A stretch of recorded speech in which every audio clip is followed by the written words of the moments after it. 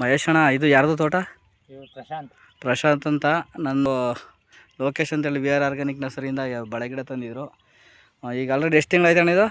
ನಂದು 9902038931. ಹಾಂ ನೋಡಿ, ಈಗೆಲ್ಲ ಚೆನ್ನಾಗಿ ಡೆವಲಪ್ ಆಯ್ತೈತೆ.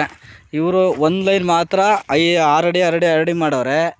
ಇನ್ನೊಂದು ಲೈನಲ್ಲಿ 4 ಅಡಿ 4 ಗಿಡ ಒಂದು ಸರಿ ಮಾಡೋಣ ನೋಡಿ. ಇಲ್ಲಿ 4 ಗಿಡ, ಇದು ಈ 4 ಗಿಡ ಮತ್ತು ಮಧ್ಯಕ್ಕೆ 1 ಗಿಡ ಮತ್ತು 4 ಗಿಡ.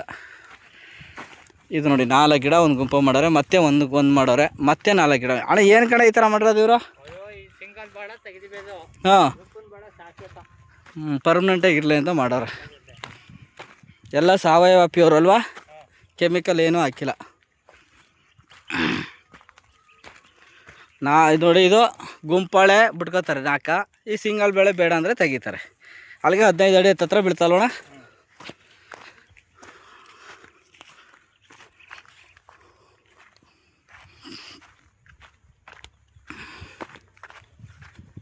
ಇನ್ನೂ ಡೆವಲಪ್ ಆಗಬೇಕಿತ್ತು ಕಾರಣ ಗಿಡ. ಗೊಬ್ಬರ ಸಾಲ್ತಾ ಇಲ್ಲ.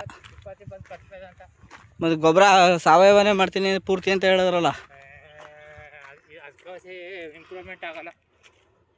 ಗಿಡ ಬರ್ಬೇಕಾದ್ರೆ 20 ಕಟ್ಟಬೇಕು ಅಂತೇಳಿ ನೀವು ಹೇಳಿದ್ರಂತ. ಸಾವಯವ ಗೊಬ್ಬರ ಕೊಡ್ತೀವಿ ಅಂತ ಇರೋದಾಗ ಸಾವಯವದಲ್ಲಿ ಬೆಳೀತದೆ. ಅದು ಹೆಂಗೆ ಬೆಳಿಬೇಕು ಹಂಗೆ ಬೆಳೀತದೆ ಅಷ್ಟೇ. ಇದು ಎಲ್ಲ ಈ ಕಡೆ ಹೊಡೆದವ್ರು. ಈಗ ಮಳೆ ಬಿದ್ದದ, ಈಗ ಚೇಂಜ್ ಆಯ್ತಾ? ಮಳೆ ಬಿದ್ದು ಎಷ್ಟು ದಿನ ಆಯಿತು? ಈಗ ಮೊನ್ನೆ ಇನ್ಮೇಲೆ ಗಿಡ ಚೇಂಜ್ ಆಯ್ತಾ ನೋಡಿ. ಈಗ